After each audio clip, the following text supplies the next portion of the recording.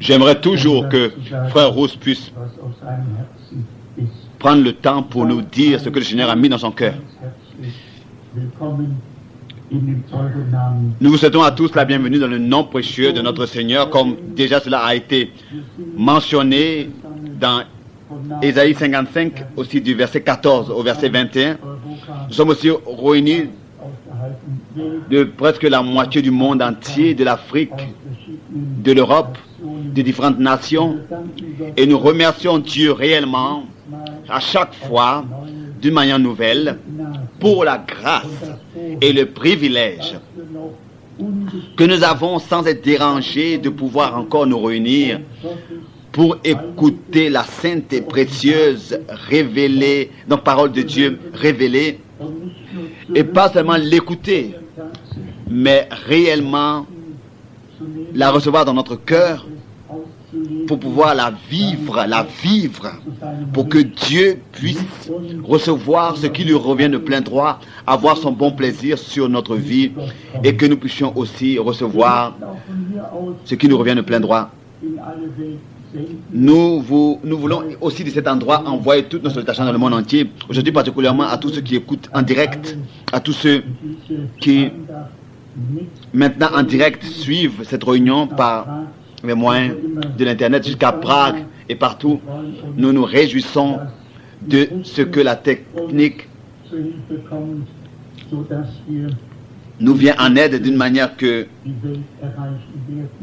bientôt nous pourrons atteindre le monde entier, Dieu voulant, directement par ces émissions en direct, et directement, particulièrement dans ces derniers jours, nous avons reçu des lettres de l'Arabie Saoudite et des pays de l'Est et d'ici et de là, où des hommes écoutent les réunions, les émissions de télévision, ils sont touchés et prennent leur décision de suivre le Seigneur et de croire sa parole et de marcher sur ses chemins.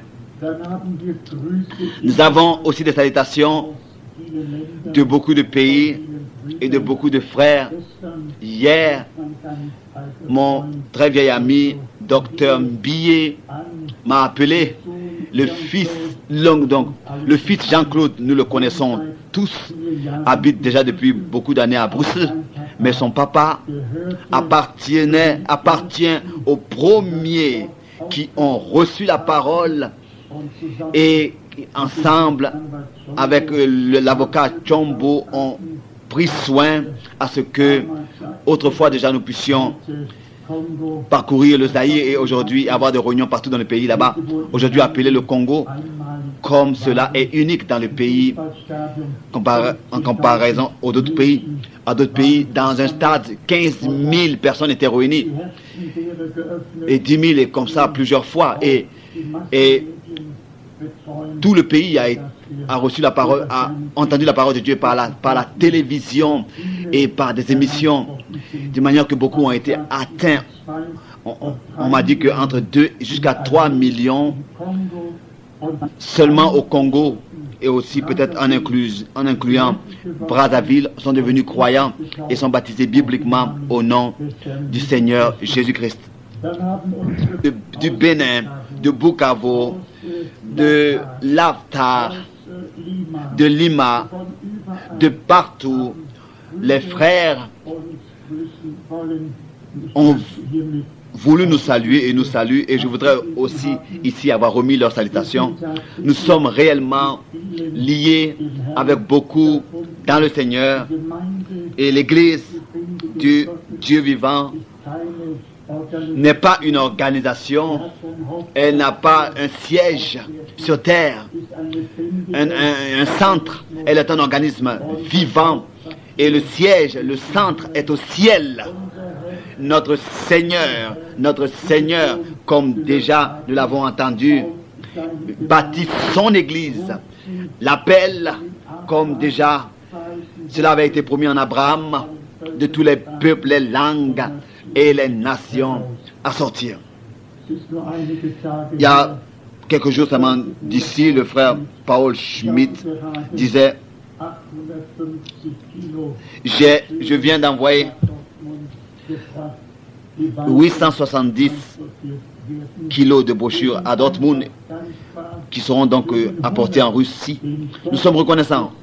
Donc 870 kilos de brochures. Nous sommes reconnaissants pour la faim que Dieu envoie, particulièrement dans les pays qui étaient possédés autrefois par le communisme et l'athéisme, d'une manière que maintenant ils ont la possibilité d'entendre et de lire la parole de Dieu. Notre devoir est justement de porter la parole de Dieu dans le monde entier. Et Dieu, lui, il a pris la responsabilité de ce qu'il puisse veiller, il veille sur sa parole pour que ce ne soit pas qu'elle revienne vide, mais qu'elle produise l'effet pour lequel elle est envoyée et accomplit toutes ses volontés, comme c'est écrit dans Ésaïe 55. Seulement pour donner une vue d'ensemble courte et pour dire ce qui est important pour Dieu maintenant, pas ce qui est important pour les hommes et ce que les hommes ont dans leur programme, mais ce que Dieu, lui, s'est proposé de faire dans son plan du salut, dans son plan du salut, dans son conseil du salut, tel que Paul le dit aux Éphésiens, Éphésiens chapitre 3, verset 5, ce qui est resté caché au Fils des hommes, Dieu l'a maintenant révélé par le Saint-Esprit. Donc, ce sont deux générations qui sont en harmonie, qui sont en accord avec Dieu et la parole de Dieu. La première génération était accordée avec Dieu et sa parole, et la dernière génération, maintenant de nouveau, est apportée à s'accorder, est accordée à Dieu et à sa parole, tel que cela était au commencement. C'est ainsi que cela sera maintenant à la fin, comme nous l'avons vu nous-mêmes. Ce sera de nouveau. Et tel que Dieu avait un homme, nous l'avons entendu dans la parole d'introduction d'Ésaïe 57, au verset 14 jusqu'au verset 21, où il est dit: frayez, frayez, préparez le chemin. C'est écrit aussi dans Luc 3, à partir du verset 3 jusqu'au verset 6, avec l'Éternel, le chemin. Toutes les pierres ont été ôtées du chemin. Tout ce qui était élevé a été abaissé. Tout ce qui était abaissé a été élevé. Et ainsi, au Seigneur, un chemin a été préparé. De la même manière, cela s'accomplit maintenant et cela avant le retour de notre Seigneur.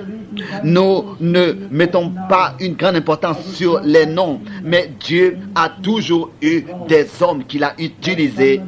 Ça, on ne peut pas changer les choses. Ça, ce sont les décisions de Dieu. Il avait un Moïse qui habite, un Abraham, qui habitait de l'autre côté du fleuve de l'Euphrate. Et il a élu et il a choisi et il a appelé à sortir. C'est ainsi que maintenant le Seigneur se révèle à la descendance, à la semence spirituelle d'Abraham. Et cela d'une manière particulière dans notre temps. Comme dans Luc 17, il avait été dit à l'avance de notre Seigneur que des jours viendront où le Fils de l'homme se révélera, où la partie prophétique, par la parole prophétique sera révélée dans Luc 17, verset 30. Et c'est ainsi que nous serons introduits dans le conseil du salut de notre Dieu pour pouvoir avoir une vue d'ensemble de ce que Dieu s'est proposé de faire, comme c'est écrit dans Éphésiens, le premier chapitre. Et c'est à cela que nous voulons avoir part. La première, je viens de mentionner la première génération et aussi la dernière. Mais dans cet laps de temps de 2000 années, la grande chute a eu lieu, la grande déviation de la parole originale, de la pratique originale des apôtres. Déjà très tôt, on s'est dévié de ce qui existait dans l'église primitive et on a inventé des propres directions de foi, et des hommes jusqu'aujourd'hui encore sont restés dans ces organisations et dénominations et ces façons de voir. Mais tous ceux qui sont nés de Dieu et qui sont de Dieu, tous ceux qui sont de Dieu sont maintenant appelés à sortir sans considérer la race, l'origine, la dénomination, l'origine, car auprès de Dieu il n'y a pas d'exception de personne. Il veut seulement que nous puissions croire sa parole. Et il veut que nous puissions croire et aussi nous comporter selon ce que nous croyons, selon cette parole que nous croyons. Et nous mettons toujours l'importance sur cela. L'Église du Dieu vivant n'a pas d'obligation à croire ce que les pères, les conducteurs d'église ont dit. N'a pas d'obligation à croire ce qui a été conclu dans des conciles. Ça peut le croire les religieux. L'Église du Dieu vivant croit comme l'a dit les Saintes Écritures. Elle croit seulement une seule chose. Ça, c'est Dieu qui s'est révélé en Jésus-Christ. Et tous nous savons ce qui est écrit dans Romains 3 au verset 4. Dieu seul est véritable et tout homme est un menteur. Aussi tous ceux qui ne disent pas ce que Dieu a dit sont des menteurs dans leurs pensées, dans leurs prédications, dans leur foi. Et ils vivent en dehors de Dieu. Oui, Dieu veut déjà depuis le commencement. Il voulait avoir communion avec nous. C'est de ça qu'il s'agit. De quoi est-ce qu'il s'agit en fait? Dieu voulait habiter et marcher parmi nous. Et il voulait être ainsi notre Dieu. Seulement encore courtement, la vue sur le déroulement de l'histoire du salut dans cette absence de 2000 années, on peut vraiment bien lire exactement ces choses, les premiers siècles et ce qui aussi a suivi. Toute l'histoire n'a pas été écrite maintenant dans notre temps. L'histoire a été écrite déjà depuis des siècles et particulièrement dans les 2 derniers siècles. Je me suis noté cela, par exemple, Constantin, le 28 octobre 312, s'est déclaré lui-même comme représentant du Christ en tant que pontifex maximus, c'est-à-dire plus grand constructeur de ponts, et il a dit: je suis le chef d'État et je suis le chef de l'Église. Et plus tard, les papes se sont attribués cette désignation, cette dignité, et jusqu'à aujourd'hui encore nous avons une église d'État, et encore aujourd'hui nous avons un pape qui est les deux. Il est chef d'État et chef religieux, chef de l'église, chef d'église, comme cela avait été pratiqué dans l'histoire de l'église. Comme autrefois les balances avaient été placées, c'est ainsi que ce qui ne s'était pas déroulé marché depuis le commencement. C'est ainsi que nous voyons dans l'histoire des pères de l'Église, que ce soit Tertullian ou bien Augustin ou tous ces hommes, ils ont réellement parlé, pensé, étrangers de la vie de Dieu. Sans Dieu et sa parole, ils n'ont plus prêché l'enseignement des apôtres. Ils n'ont plus bâti sur le fondement original, comme c'est écrit dans 1 Corinthiens chapitre 3, mais ils ont toujours placé leur propre fondement et bâti leurs propres églises. Ensuite, le pont est fait après les premiers 1000 ans de la domination romaine catholique. Le réveil de la réformation a été manifesté, et nous voyons dans les 16e siècle que ce n'était pas seulement un Luther, un Zwingli et Strixfeld et tous ces hommes. Il y avait aussi beaucoup qui avaient apparu. Le commencement de la réformation avait été fait dans le 16e siècle, et Dieu d'une manière nouvelle s'était frayé un chemin. On a lu dans Isaïe 57, n'est-ce pas? Mais c'était seulement le commencement, pas la fin, l'achèvement.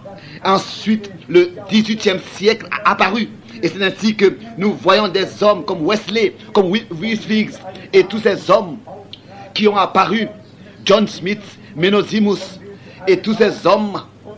Et Dieu a conduit son peuple toujours plus profondément, accordé plus de lumière, et a donné à son peuple toujours plus de revenir à sa parole et à l'église primitive. Et ensuite, dans le 20e siècle, il y a eu une visitation de Dieu particulière avant la Première Guerre mondiale. Il y a eu une visitation surnaturelle, de Dieu. Aussi, après la Deuxième Guerre mondiale, celui qui veut lire l'histoire peut lire l'histoire sur la rue de la Sousa à Los Angeles avec le réveil appelé pentecôtiste. Ce qui est avant la première guerre mondiale. Ce qui est merveilleux, c'est que ce que Dieu fait. Et quand Dieu fait quelque chose, il n'a pas un homme pour représenter son œuvre. Dieu utilise des hommes, mais il ne donne sa gloire à aucun homme. Il n'a pas un homme qui représente son œuvre. Depuis le changement du siècle, donc il y a 100 ans d'ici, la visitation surnaturelle de Dieu était tellement puissante et n'était pas liée à une personne.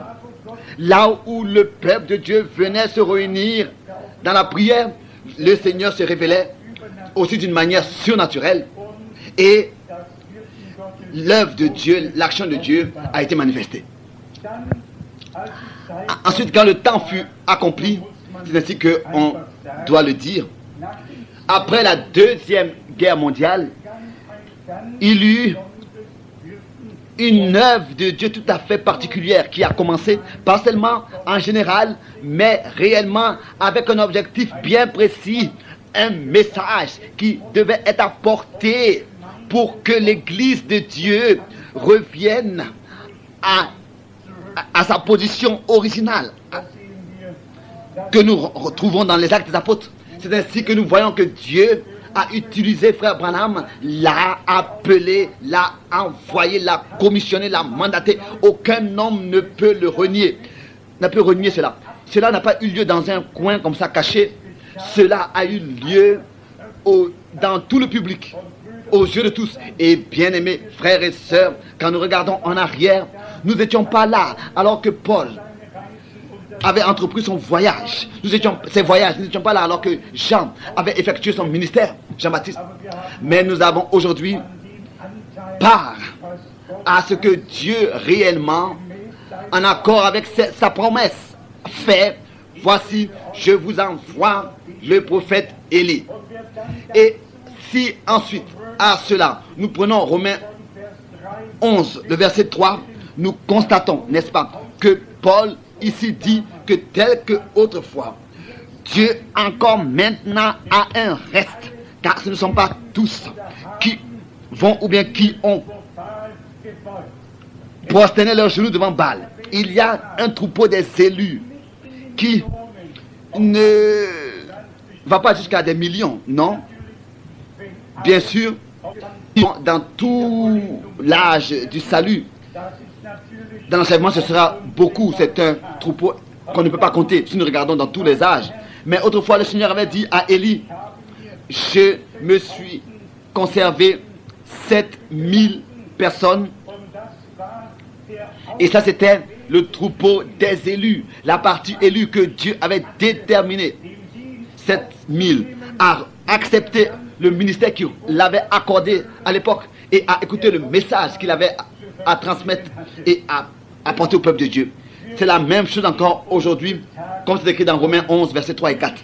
Nous ne déterminons pas s'il y aura des milliers ou bien des millions. Ça, c'est entre les mains de Dieu et ceux qui prennent leur décision de croire Dieu et sa parole, de recevoir et d'accepter ce qu'il a promis et de reconnaître ses promesses pour cette époque et ce qu'il a accordé et ce qu'il accomplit maintenant. Mais nous voyons que le Seigneur a son peuple sur cette terre. Encore aujourd'hui, même si le monde entier est contre cela.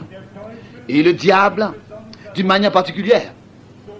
C'est ainsi que malgré tout, Dieu aura un troupeau, un reste, dans cette génération aussi, qui ne prosterneront pas leurs genoux devant un Baal. Seulement devant le Dieu Tout-Puissant et sa parole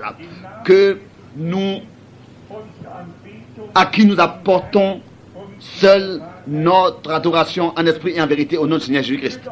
Bien-aimés frères et sœurs, en fait, il s'agit de ce que Dieu, par sa parole, puisse révéler sa volonté et encore plus qu'il puisse nous faire devenir des enfants de Dieu obéissants et nous accorder sa grâce de ne pas seulement écouter sa parole, mais croire sa parole et ainsi être obéissant à cette parole que nous prétendons croire. C'est par l'obéissance que la foi est prouvée et c'est ainsi que cela est toujours manifesté que, comme nous avons dit et lu, Dieu habite en ceux qui ont l'esprit contrit et le cœur humilié. C'est ainsi que nous l'avons lu dans Ésaïe 57, verset 15. Car ainsi parle le Très-Haut, dont la demeure est éternelle et dont le nom est saint. J'habite dans les lieux élevés et dans la sainteté. Mais je suis avec l'homme contrit et humilié, afin de ranimer les esprits humiliés, afin de ranimer les cœurs contrits. Nous avons la promesse dans Actes des Apôtres, chapitre 3, que Dieu le Seigneur envoiera les temps du rafraîchissement avant que le Seigneur revienne. Actes des Apôtres 3, verset 20. Avant qu'il vienne, vont être manifestés ces temps de rafraîchissement. Qui sera rafraîchi? Qui sera ranimé? Qui sera vivifié? Qui sera visité par la grâce de Dieu? Tous ceux qui se soumettent sous sa main puissante, comme c'est écrit dans 1 Pierre chapitre 5. Ce sont ceux-là qui expérimenteront le temps de rafraîchissement. Ce ne sont pas ceux qui veulent enseigner Dieu, qui veulent interpréter la parole de Dieu, mais ceux qui respectent la parole de Dieu telle qu'elle a été révélée et permettent à cette parole de s'adresser à leur cœur. Il dit ici, j'habite dans les lieux et j'habite avec l'homme contrit, dans l'homme contrit et humilié, afin de ranimer les esprits humiliés, afin de ranimer les cœurs contrits. Encore ce soir, pour ranimer, pour vivifier les cœurs de ceux qui sont contrits, pour ranimer, pour rafraîchir le cœur de ceux qui sont contrits. Ranimer, aux traditions dit rafraîchir. Nous voulons lire l'Ancien et le Nouveau Testament et des versets pour nous représenter encore devant les yeux ce que Dieu en fait voulait. En quoi est-ce que constitue le plan, le conseil du salut de notre Dieu et ce qu'il a fait? D'abord, le Seigneur s'est révélé dans son Fils unique, notre Seigneur, et ainsi toute la plénitude de la divinité habitait corporellement. Le mot habiter, nous voulons aujourd'hui, ce soir, d'une manière particulière, le souligner. Pas seulement venir visiter, rendre visite et repartir, mais établir sa demeure, habiter par la foi dans nos cœurs. Je crois que tous nous désirons profondément une communion ininterrompue avec Dieu, une marche ininterrompue avec lui. Et c'est dans cet état que l'Église, l'épouse doit venir. Pensez à Ésaïe 57, car ainsi parle l'Éternel, verset 15, dont la demeure est éternelle et dont le nom est saint. J'habite dans les lieux élevés et dans la sainteté. Il habite dans la sainteté. C'est pour cette raison qu'il est dit que vous êtes le temple du Saint-Esprit et le temple est saint, tel que vous l'êtes. Dans Deutéronome 29, notre Seigneur parle aussi d'habiter. Dans Deutéronome 29, ici, verset 45, Deutéronome 29, verset 45. J'habiterai au milieu, aux traductions, je enfant d'Israël, et je veux être leur Dieu. J'habiterai et je serai leur Dieu. Dieu fait ce qu'il veut. C'est une promesse, c'est ce qu'il a voulu. Il voulait habiter avec nous, être avec nous sur cette terre. Pas seulement que nous sommes sur cette terre, puis lui, il est au ciel. Il veut être avec nous ici sur cette terre, là où nous sommes. Il voulait marcher et habiter à nous et avec nous et être, comme nous allons le voir encore, des Saintes Écritures. Dans 1 Roi, le chapitre 8, l'homme de Dieu dit la chose suivante. Dans 1 Roi, le chapitre 8, à partir du verset 27. Mais quoi? Dieu habiterait-il véritablement sur la terre? Voici, les cieux et les cieux des cieux ne peuvent te contenir. Combien moins cette maison que je t'ai bâtie. Dans l'évangile de Jean, le premier chapitre, nous lisons tout de suite le verset 14. L'évangile de Jean, chapitre 1, verset 14. Ici, nous avons la confirmation que Dieu le Seigneur a établi sa demeure parmi nous. Ici, nous lisons le texte tel qu'il est écrit. Jean, l'évangile de Jean, chapitre 1, verset 14. Et la parole a été faite chair, et elle a établi sa demeure parmi nous, aux traductions. Et elle a établi sa demeure parmi nous, pleine de grâce et de vérité. Et nous avons contemplé sa gloire, une gloire comme la gloire du Fils unique venu du Père. Plein de grâce et de vérité.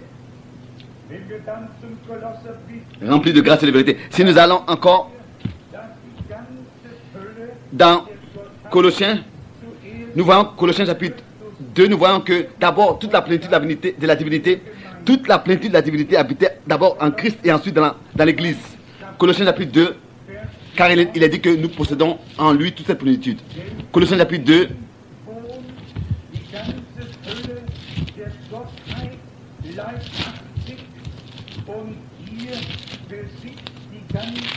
car en lui habite corporellement toute la plénitude de la divinité, vous avez, qui est le chef de toute domination et de toute autorité. Et cela continue toujours, et il est écrit ce qui nous a été accordé en ce que Dieu a établi sa demeure corporellement ici sur cette terre, dans un corps de chair. Et dans ce corps de chair, il a payé le prix, pas seulement qu'il nous soit montré que Dieu a établi sa demeure sur terre, mais par cette habitation sur terre. Il nous a montré tout ce que Dieu nous a donné et il a fait de nous son appartenance pour que maintenant, nous qui appartenons à Dieu, étant rachetés, il puisse aussi établir sa demeure dans notre cœur, en nous, tel qu'il a établi sa demeure dans son Fils unique.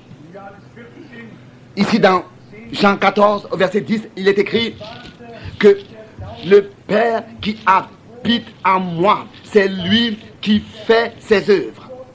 Dieu était en Christ. Dieu est esprit. Il était en Christ et il a réconcilié le monde avec lui-même. Toi et moi, nous sommes réconciliés avec Dieu pour que la relation de fils et de père soit rétablie et que, en tant que fils et filles de Dieu, nous puissions être manifestés par la foi en Jésus-Christ, notre Seigneur. Pour que Dieu, en nous, par la foi, puisse réellement établir sa demeure, habiter. Pas seulement oindre, mais habiter. C'est ainsi que nous voyons que le lever du soleil nous a visités. Alors cela ne suffit pas. La visitation était bien. Dieu nous a visités. Plein de grâce, il nous a visités. Comme c'est écrit dans Luc. Mais pour un objectif bien précis. C'est pour établir sa demeure parmi nous et en nous. Si avec cela, nous allons à Jean 14, au verset 23. Ici, notre Seigneur, en tant que Fils de l'homme, parle et il dit, moi et le Père, nous viendrons à vous et nous ferons notre demeure en vous, chez lui. Pas une deuxième personne de la divinité, mais Dieu est unique, est constitué d'une seule personne, et cela pour toujours et pour l'éternité. Il n'y a pas un unique verset qui divise Dieu, qui partage Dieu, qui dirait que Dieu est constitué de plusieurs personnes qui tous sont aussi tout-puissants, omniscients, peut aussi être partout en même temps. Cela n'existe pas. Un seul Dieu nous suffit. Un seul tout-puissant nous suffit. Un créateur nous suffit. Et si nous observons toutes ces paroles, alors nous devons dire que seulement celui qui est né de Dieu écoute les paroles de Dieu. Tous les autres écoutent, prêtent leurs oreilles à toute cette interprétation et la parole dans sa forme originale telle qu'elle est sortie de la bouche de Dieu sera écoutée seulement de ceux qui sont nés de nouveau de l'esprit et de la parole de Dieu pour une espérance vivante. Et c'est ainsi que par la nouvelle naissance, ils possèdent la communion avec Dieu, de cette communion de laquelle il est déversé sur nous tout ce que Dieu avait à nous donner. Ainsi, nous voyons que la nouvelle naissance est importante. Et dans Actes des Apôtres, au chapitre 7, l'homme de Dieu met l'accent sur la parole de l'Ancien Testament dans Actes des Apôtres, chapitre 7. David trouva grâce devant Dieu et demanda d'élever une demeure pour le Dieu de Jacob. Une demeure pour le Dieu. Une demeure pour le Dieu de Jacob. Et ensuite, verset 47, et ce fut Salomon qui lui bâtit une maison. Mais le Très-Haut n'habite pas dans ce qui est fait de main d'homme, comme dit le prophète. Comme dit le prophète, le ciel est mon trône et la terre mon marchepied. Quelle maison me bâtirez-vous, dit le Seigneur. Ou quel sera le lieu de mon repos? N'est-ce pas ma main qui a fait toutes ces choses? C'est ainsi que nous l'avons entendu. Dieu habite en ceux qui ont le cœur humilié et l'esprit contrit, en ceux qui réellement de tout leur cœur se soumettent sous la main puissante de Dieu, peuvent se soumettre. Et je crois qu'en tant que de telles personnes, nous sommes ici présents, car il est écrit, n'est-ce pas, dans Romains 8, que la chair ne le peut pas. Nous avons la grâce d'être devenus enfants de Dieu et de nous soumettre à la parole de Dieu et à nous laisser enseigner et corriger par la parole de Dieu. Nous voyons ici, dans 2 Samuel chapitre 7, dans 2 Samuel chapitre 7, nous avons cette promesse merveilleuse attribuée à notre Seigneur qui viendra. Sa naissance a été ici annoncée. 2 Samuel chapitre 7. Et ici, il est écrit au verset 11. 2 Samuel chapitre 7, verset 11. Et comme à l'époque où j'avais établi des juges sur mon peuple d'Israël, je t'ai accordé du repos en te délivrant de tous tes ennemis. Et l'Éternel t'annonce qu'il te créera une maison. Qui te créera une maison. David voulait bâtir une maison à l'Éternel. C'est Salomon qui l'a bâtie. Mais le Seigneur a dit à David qu'il lui fera une maison. Et ensuite nous voyons au verset 14. Peut-être que nous devrions lire le verset 13 avec le verset 14 pour montrer ainsi comment cette parole s'est accomplie dans notre Seigneur. Ce sera lui qui bâtira une maison à mon nom, et j'affermirai pour toujours le trône de son royaume. Le trône de son royaume. Je serai pour lui un père, et il sera pour moi un fils.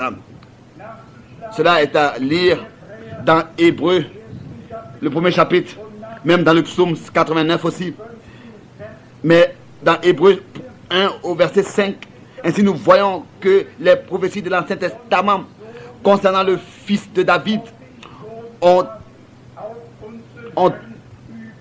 concernant le fils de David ont trouvé leur accomplissement et parlent du fils de David en tant que notre Seigneur.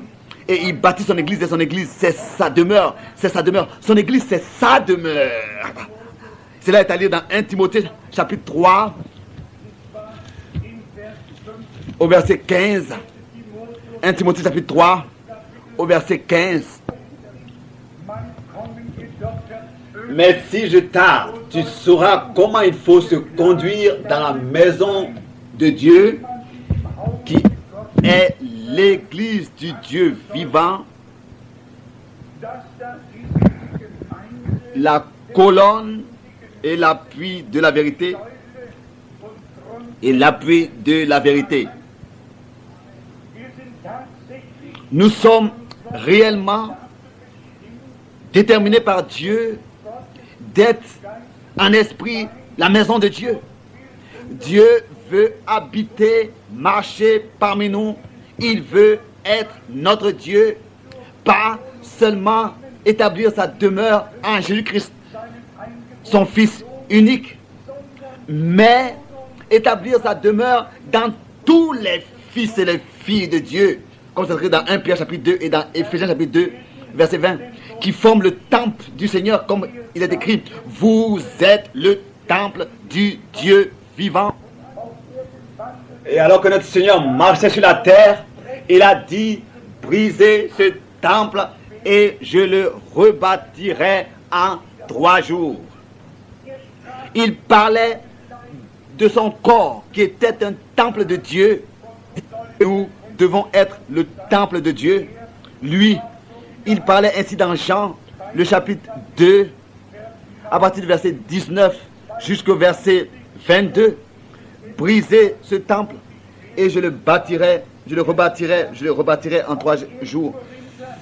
Mais dans 1 Corinthiens, le chapitre 3, à partir du verset 16, Paul dit, vous êtes le temple du Dieu vivant. Mais nous venons encore à une parole très importante qui dans ce temps s'adresse à nous et nous concerne, c'est-à-dire cette parole de 2 Corinthiens, le chapitre de 2 Corinthiens chapitre 6, verset 16, et dans 1 Corinthiens chapitre 6, les derniers versets aussi, il est parlé que nous sommes les temples de Dieu. Ici, il s'agit dans 2 Corinthiens chapitre 6, verset 16, de l'appel à sortir. Bien, mes frères et sœurs, nous ne pouvons pas comme ça marcher avec toute la masse et la foule. Nous ne pouvons pas dire oui et amen et accepter tous et ce qui n'est pas en accord avec Dieu et sa parole. Nous ne pouvons pas accepter ces choses et prendre part à ces choses. Nous regardons dans le domaine religieux, nous venons nous réunir de partout. Et la dernière information que nous avons reçue, c'est que l'église méthodiste en Angleterre se dissout. Et l'une des parties de cette église repart à l'église anglicane, à l'église d'État en Grande-Bretagne. Et l'autre partie de l'église méthodiste veut jusqu'à l'an 2009 s'attacher, se joindre à l'église, s'être joint à l'église baptiste. S'être joint à l'église baptiste. Donc tout ce qui désigne en fait le manque d'orientation et de conseils et de solutions. Les hommes n'ont pas la solution, mais ils n'acceptent pas non plus la solution de Dieu. Ils veulent continuer à marcher dans leur propre chemin, sans avoir d'orientation. Mais bien, mes frères et sœurs, cela crée en moi des rappels, des choses, on me revient dans la mémoire, ça me fait penser au temps passé. Et quand je vois encore toutes ces religions qui existent aujourd'hui, qu'est-ce qu'étaient toutes ces assemblées autrefois, il y a 50 ans, d'ici, partout, il y avait encore des réunions de prière, des réveils, il y avait encore les mêmes cantiques de réveil qu'on avait chanté, les cantiques de sanctification. John Charles Wesley, c'était chanté sans ces accompagnements de batteries et d'instruments modernes. Aujourd'hui, nous voyons partout la chute, l'apostasie dans l'église. Le grand homme de l'église luthérienne, protestante, évangéliste, ferme les yeux et se laisse par le plus grand homme ici de l'église catholique, donc un cardinal ici en Allemagne, se laisse bénir avec de l'eau soi-disant bénite. La réformation va vers sa fin. Mais gloire soit rendue à Dieu de ce que avant leur porte, avant la fermeture de leur porte, un appel à sortir de l'église épouse a lieu. Un appel à sortir de tous ceux qui, avant même la fondation du monde, ont été déterminés, élus à voir la gloire de Dieu, comme souvent cela a été dit, ce qu'aucun œil n'a vu, ce que aucune oreille n'a entendu, ce qui n'est pas monté au cœur des hommes, dans 1 Corinthiens 2, versets 9 et 10. Ce sont les choses que Dieu a préparées pour ceux qui l'aiment. Et que sont ceux qui l'aiment? Il dit, celui qui a ma parole et qui la garde, c'est celui-là qui m'aime. Et je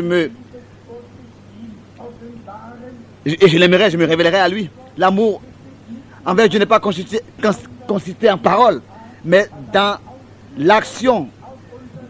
Elle a un effet sur notre vie parce que Dieu peut nous bénir. C'est la même chose aussi, cela me rappelle à certaines choses qui se sont passées, particulièrement dans l'église pentecôtiste. Vous savez, nos parents viennent encore de l'église luthérienne, venaient encore de l'église luthérienne, et ils sont passés par les baptistes, etc., et comme on les appelait plus tard, les chrétiens évangélistes, et ensuite, ils ont abouti dans le plein évangile. Mais bien aimés, aujourd'hui encore, le plein évangile est seulement comme ça, une prétention, une phrase, un titre. Chacun croit malgré tout ce qu'il veut et prêche ce qu'il veut et suit ce qu'il veut. Et on peut regarder dans tous les pays et directement à l'entrée de leurs assemblées est accroché, est affiché un tableau bien écrit, n'est-ce pas, leur profession de foi de ces gens.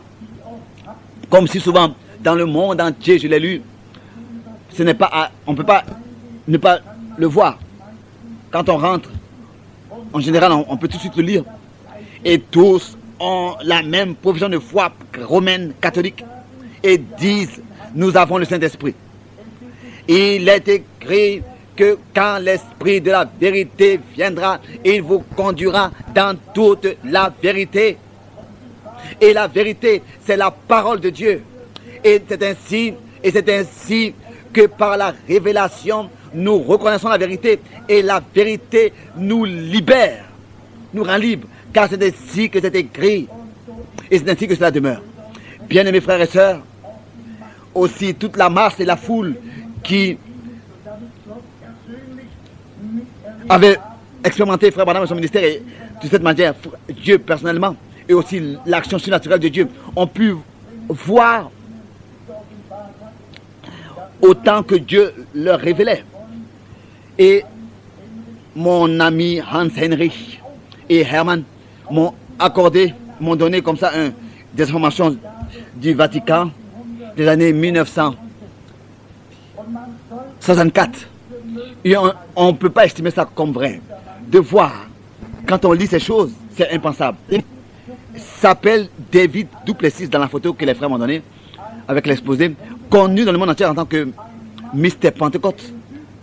Un homme qui en Afrique du Sud en 1950 déjà avait vu de ses propres yeux comment est-ce que son frère Justus était le traducteur de Frère Branham en Afrique du Sud et que Dieu là-bas a fait les choses les plus puissantes en dehors de Bombay en Inde. C'était quelque chose de comparable.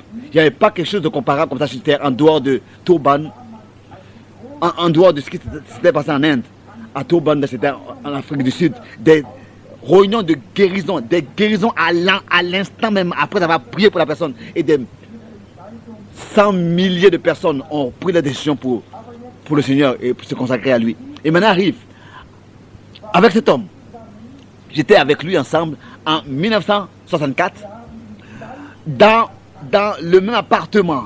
Nous avons passé la nuit chez Don McDonald. Le frère Rousse le connaît encore et beaucoup. John McDonald, les frères et sœurs âgés le connaissent. Et je savais qu'il allait au Vatican, qu'il était observateur là-bas. Et qu'est-ce que Frère Branham avait dit sur cet homme? Cet homme-là conduit les pentecôtistes à l'hôtel pour être égorgé, sans le savoir. Sans le savoir. Un homme qui veut être vu devant les hommes, qui veut chercher la faveur des hommes, bien sûr, à un haut rang, n'est-ce pas? Il avait un statut d'observateur auprès du Vatican, à côté du pape, n'est-ce pas? Je le dis seulement pour une raison bien précise. Un homme peut voir l'action surnaturelle de Dieu dans notre temps. Il peut l'avoir vu et peut même avoir l'expérimenté et lui-même ne pas avoir part à ce que Dieu fait dans le temps présent parce que il ne voit pas la lumière. On doit, au moment où Dieu parle et agit, on doit s'ouvrir. On ne doit pas comme ça seulement prendre part à ces choses, mais on doit recevoir cela de notre cœur. Celui qui ne reçoit pas ce que Dieu fait, quand il révèle sa parole, il ne pourra jamais l'atteindre. Ça ne suffit pas d'avoir voir de ses yeux les miracles et l'action surnaturelle de Dieu. Il faut s'être ouvert et recevoir l'œuvre de Dieu personnellement dans son cœur. C'est ainsi qu'il est écrit dans les Écritures. Aujourd'hui, si vous entendez sa voix, n'endurcissez pas vos cœurs. C'est écrit dans les psaumes et dans Hébreu. C'est ainsi que cet homme qui avait aussi arrangé les réunions du frère Branham en Allemagne. Et cet homme avec qui nous étions ensemble plusieurs fois, cet homme qui, comme pour dire, voulait d'une manière humaine conduire l'humanité dans un baptême de cet esprit. Et il disait que il y a combien de millions de catholiques qui parlent en langue. Et en 1964, c'est le commencement qui avait été fait au Vatican, alors que cet homme-là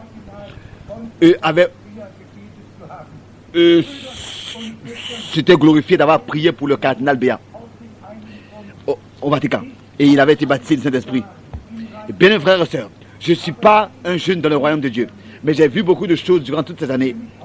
Si aujourd'hui je vous le dis, que ce même homme, en 1958, je l'ai revu à Dallas, Texas, Mystère Pentecôte. Mais bien, frères et sœurs, ça fait mal au cœur. Tu vois que tous ces grands évangélistes ont bâti leur royaume dans le royaume de Dieu. Et aucun de ces hommes-là reconnaît ce que Dieu fait dans le présent. Ils se sont moqués du prophète et ils sont remués la tête. Ils se sont seulement réjouis de ce que, par son ministère, ils ont pu aussi recevoir un ministère. Ils ont aussi commencé à faire quelque chose. Et comme ça, ils ont suivi la vague du réveil. Mais qu'est-ce que sera la fin de ces hommes? Est-ce que nous ne le disons pas avec une douleur intérieure et transmettons avec une douleur intérieure ce que notre Seigneur a dit dans Jean 7? D'abord, il disait, gardez-vous, dans Matthieu 7, gardez-vous des faux prophètes. Dans Matthieu 7, prophètes mais faux. Peut-être que nous devrions le lire pour que tu puisses savoir. C'est simplement très important et il s'agit pour nous de ce que Dieu puisse recevoir. Ce qu'il a, chacun de nous, ici déjà sur cette terre. Que nous puissions sortir de tout ce qui n'est pas en accord avec Dieu et sa parole, et aussi de la confusion qui existe dans le message, et ne pas se donner des temps de réflexion, mais réellement prendre notre décision pour Dieu et sa parole et les Écritures. Écoutez-vous tous les peuples dans Matthieu 7 au verset 13. Ici il est écrit Matthieu 7, on pourrait lire déjà à partir du verset 15 en fait. Gardez-vous des faux prophètes. Ils viennent à vous en vêtements de brebis, mais au-dedans ce sont des loups ravisseurs. Et ensuite, au verset 21, notre Seigneur vient au sujet important et dit, ceux qui me disent, Seigneur, Seigneur, n'entreront pas tous dans le royaume des cieux, mais seulement celui qui fait la volonté de mon Père qui est dans les cieux. Donc, alors, il s'agit vraiment maintenant d'écouter la parole de Dieu et la mettre en pratique. Bien sûr, le chemin terrestre est facile, le chemin où il y a moins de résistance c'est facile et on est bien vu devant les hommes. Non, on n'a pas besoin de tout cela. On n'a pas besoin de la faveur des hommes. Ou alors, nous pouvons avoir la faveur de Dieu ou bien des hommes, mais pas les deux en même temps. Qu'est-ce que Paul dit dans Galates chapitre 1 au verset 10? Si je veux encore plaire aux hommes, je ne suis même pas un serviteur de Christ. Qu'est-ce qui doit s'accomplir? Alors que Dieu lui-même, dans son Fils, avait établi sa demeure et habité, et que toute la plénitude de la divinité habitait complètement en lui, c'est ainsi que l'appel s'est fait attendre du haut des cieux. Celui-ci qui j'ai pris plaisir d'habiter, en qui j'ai trouvé mon bon plaisir. Bien, mes frères et sœurs, la même chose doit aussi être dit de chacun de nous. Nous devons recevoir le même témoignage, que Dieu trouve son bon plaisir par sa grâce en nous, peut trouver son bon plaisir en nous. Et ici, nous avons cette parole que nous avons lue. J'habiterai parmi eux, je marcherai parmi eux. Nous avons lu cela dans 2 Corinthiens, le chapitre 6, à partir du verset 16.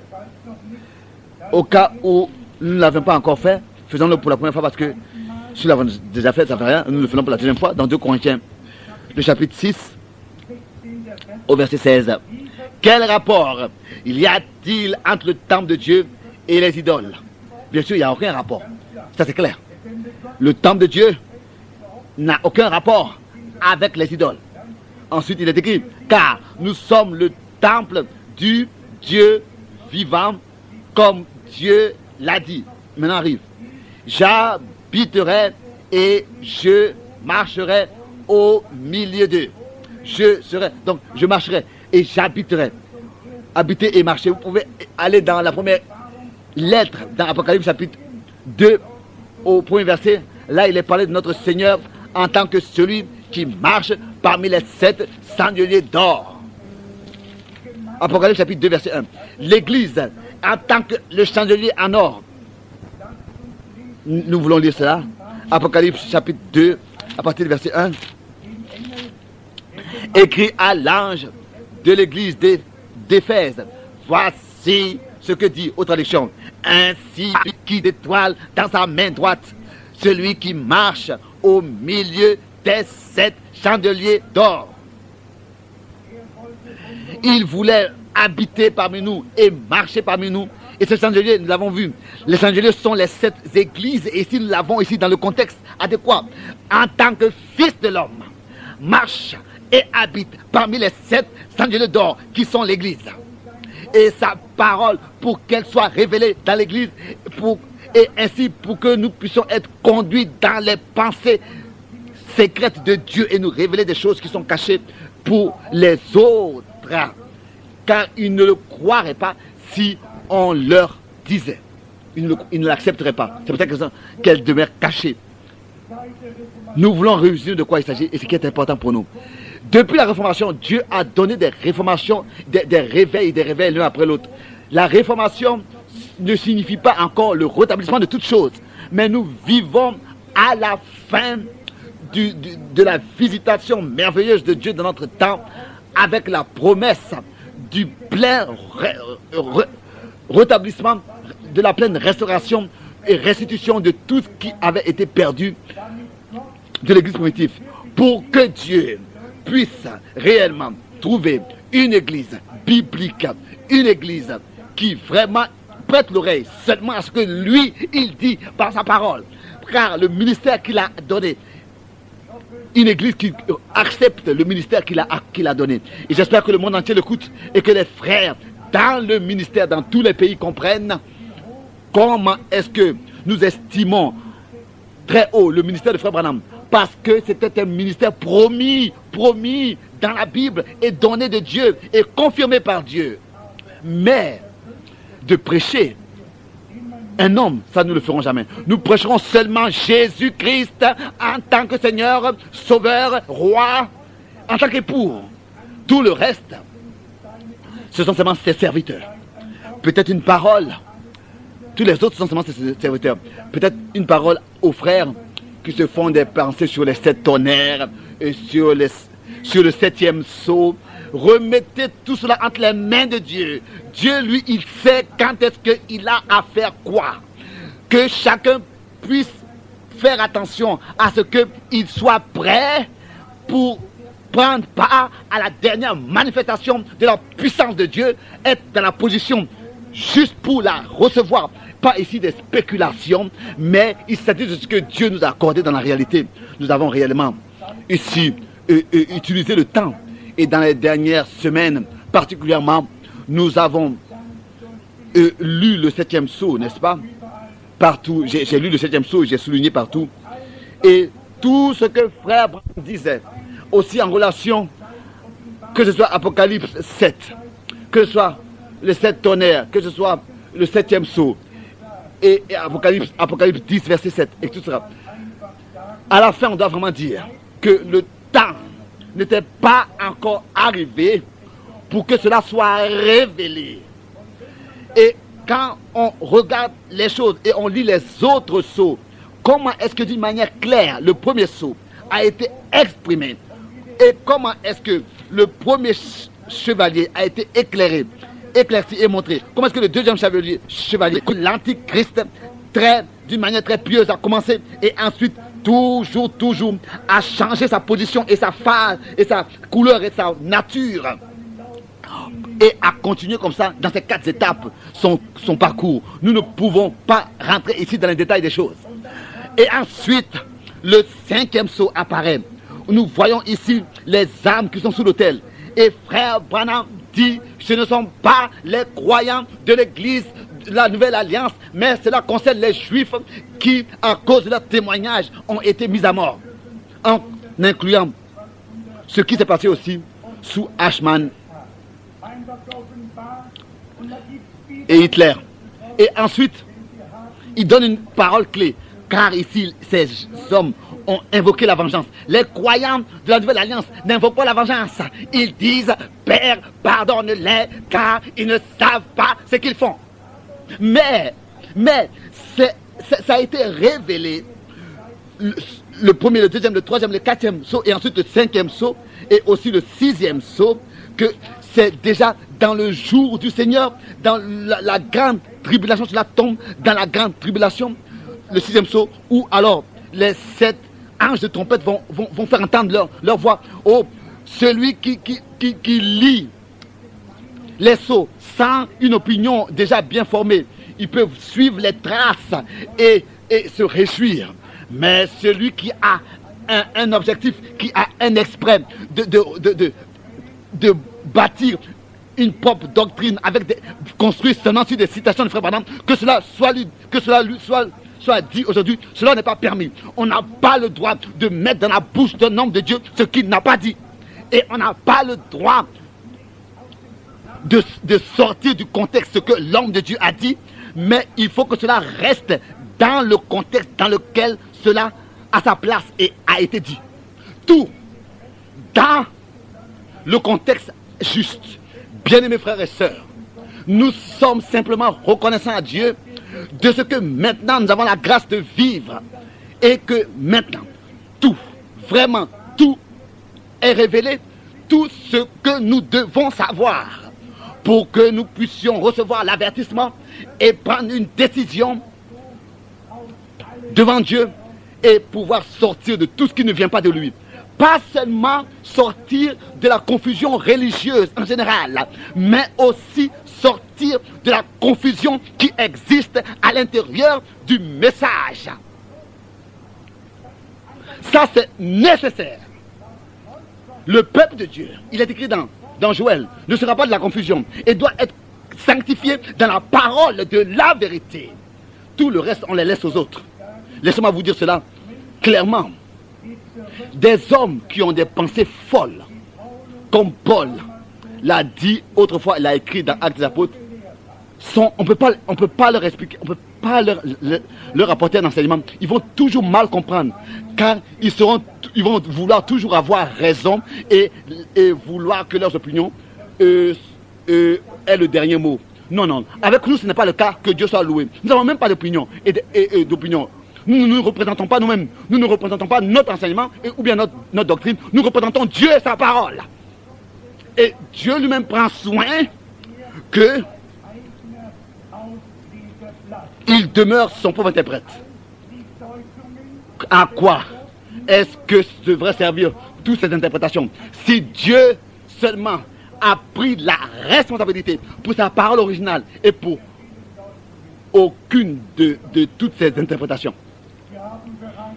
Mes bien frères et sœurs, nous avons résumé ce que Dieu a fait. Dieu a visité son peuple, a fait grâce à son peuple, et encore cette parole a sa valeur. J'habiterai et je marcherai. En anglais, il est écrit en eux, parmi eux. Et quand est-ce que cela va se passer? Vous, mon peuple, sortez du milieu d'eux, ne touchez à rien d'impur, et c'est-à-dire sortir aussi de la confusion qui existe dans ce message. C'est ainsi que je serai votre Dieu, et vous serez mon Dieu, mon peuple, et je vous agréerai. C'est ainsi que j'habiterai en vous, et je marcherai par vous, ici sur cette terre, et pour mes filles. Alléluia. On doit toujours considérer chaque parole dans le contexte dans lequel elle est écrite. Nous sommes très reconnaissants à Dieu pour cela. De ce que le Dieu Tout-Puissant, dans notre temps, d'une manière surnaturelle, sur cette terre, a rendu témoignage qu'il est magnifique, qu'il est vivant, qu'il est le même. Imaginez-vous, la colonne de feu, la nuée céleste, la lumière surnaturelle, qui déjà toujours de nouveau descendait, mais visiblement pour la première fois en juin 1933, et ensuite elle a été prise par l'objectif de la photo en janvier 1950. Dieu n'a pas assez de temps il n'a pas de temps à perdre. Quand Dieu, d'une manière surnaturelle, se manifeste, c'est un signal, c'est un appel. Alors nous avons à prêter l'oreille et à écouter quel message va suivre au nom du Seigneur. Et nous avons à accepter ce qui a été dit, comme Jean-Baptiste a été envoyé comme précurseur de la première venue du Christ. C'est ainsi que toi, tu seras envoyé avec un message. Qui sera précurseur du retour du Christ? Un message de promesse, de la parole prophétique, de la parole promise, et de la révéler. Un message par lequel le peuple de Dieu est appelé à sortir de tout et de partout et ramener à Dieu dans la parole de la vérité, sanctifié par le Saint-Esprit pour que Dieu d'une manière nouvelle puisse marcher et vivre et habiter parmi nous, et que dans la réalité il puisse donner nous ce désir. Est-ce que vous avez tous ce désir que Dieu ne soit pas seulement Dieu, mais qu'il soit notre Dieu et qu'il puisse aller de l'avant avec nous? Mais ce week-end, que Dieu puisse utiliser cela pour pouvoir nous faire aller de l'avant avec lui et avoir son chemin avec chacun de nous. Mais nous devons sortir de nos pensées. Mais il a écrit, n'oubliez pas dans Ésaïe 57, j'habite dans la sainteté. Et en qui? En ceux qui ont le cœur humilié et qui ont un esprit abattu. Donc pas seulement, Dieu ne peut pas habiter dans l'orgueil. Il habite dans l'humilité et dans la sainteté. Pas seulement au ciel, mais en tous ceux qui se sont humiliés sous sa main puissante. Et donner seulement raison à Dieu, comme il est écrit. Et c'est ainsi que nous le faisons dans cet endroit. Sans compromis. Et nous disons, Seigneur, tout ce qui est élevé, que tu puisses l'abaisser. Tout ce qui est tordu, que tu puisses le redresser. Tout ce qui est élevé et abaissé, que tu puisses le lever. Par la prédication véritable de la parole de Dieu. Que tu puisses te frayer tout obstacle du chemin. Et que ton peuple puisse revenir à toi. Et que tu trouves un chemin, ton chemin parmi ton peuple. Alléluia. Alléluia. Amen. Amen. Et que nous soyons prêts et que tu puisses revenir. Nous nous levons pour la prière. Peut-être que nous chantons tel que si souvent, tel que je suis sans rien de moi.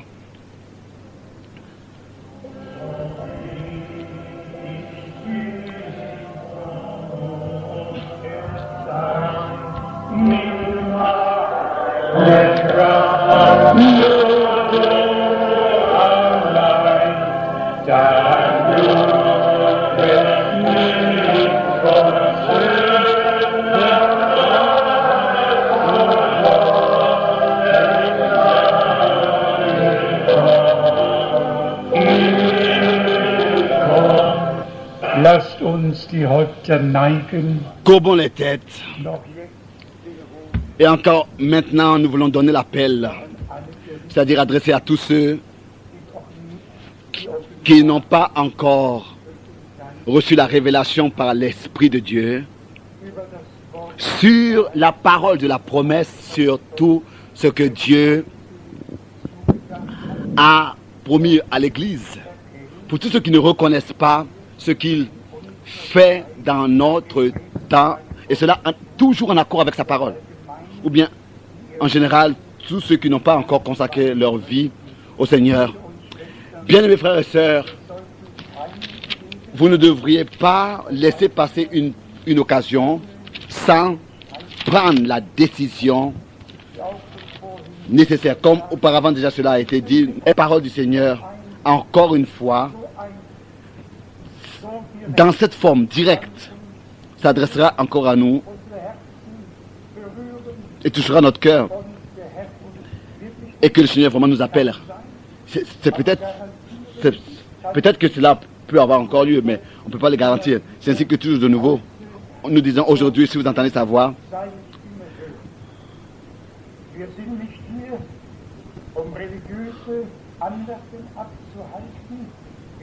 nous ne sommes pas ici pour tenir des réunions religieuses.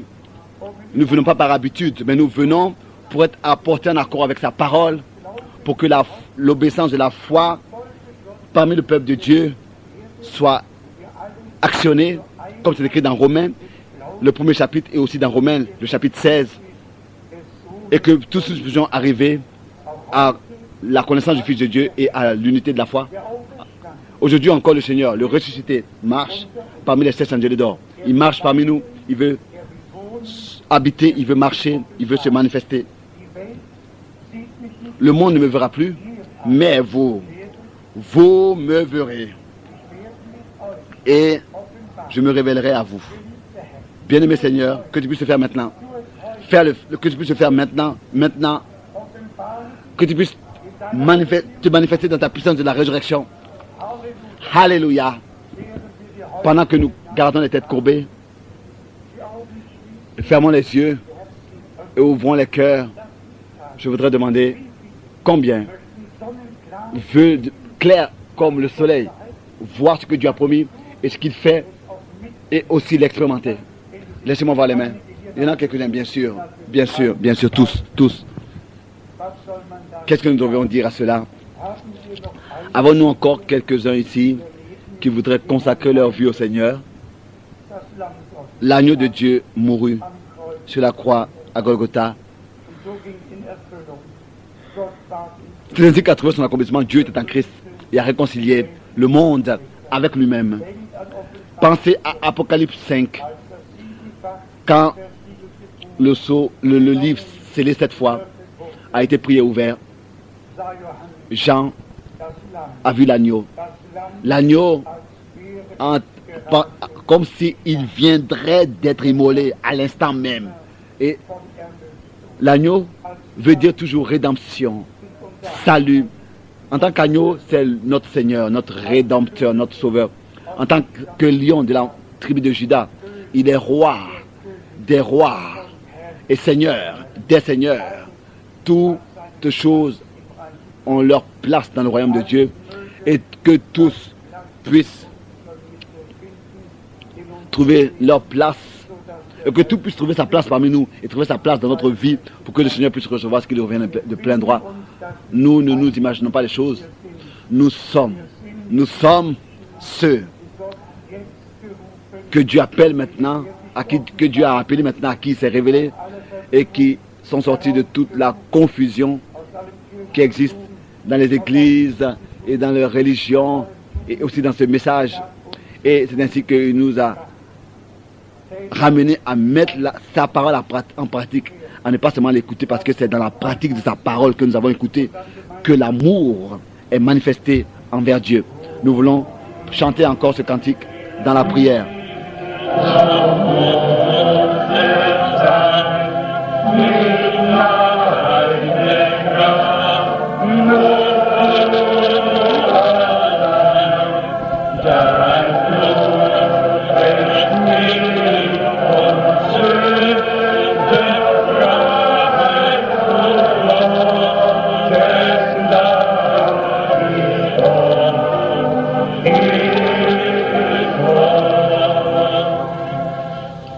Geliebter Herr, Bien-aimé Seigneur, toi, Dieu fidèle éternel, tu as écouté toutes tes paroles et je te remercie pour tous ceux qui ont reçu ta parole, qui la croient, à qui elle est révélée. Or si maintenant tu te manifestes à ton peuple, tu te révèles à ton peuple dans ta puissance de résurrection, tu accordes la rédemption, le salut, la délivrance, le plein salut, la guérison. Je te remercie pour cela. Seigneur notre Dieu, marche maintenant parmi nous et manifeste ta puissance et ta gloire. Sauve, salut, guérison, délivrance. Que cela soit accordé de chacun, reçu de chacun, reçu de chacun. Alléluia, ta parole est une lampe, une lumière sur notre chemin, sur notre sentier, car elle nous a été révélée. Que tu puisses avoir ton chemin avec nous. Nous sommes ton peuple, le troupeau que ta main conduit. Seigneur, que tu puisses te manifester dans ta puissance et ta gloire. Alléluia. Alléluia. Halleluja, Preis und Ehre, Ruhm und Anbetung, Ruhm und Anbetung. Halleluja, Halleluja, Halleluja, Halleluja, Halleluja, Halleluja.